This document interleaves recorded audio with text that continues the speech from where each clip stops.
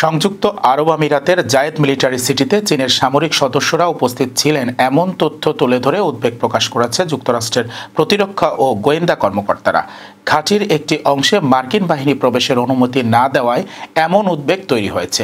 দুজন সাবেক উচ্চপদস্থ মার্কিন কর্মকর্তা জানিয়েছেন, চীনা গণমুক্তি ফৌজ সম্ভবত এই ঘাঁটিকে ব্যবহার করে আরব আমিরাতে মোতায়েন মার্কিন বাহিনীর বিষয়ে গোয়েন্দা তথ্য সংগ্রহ করতে পারে।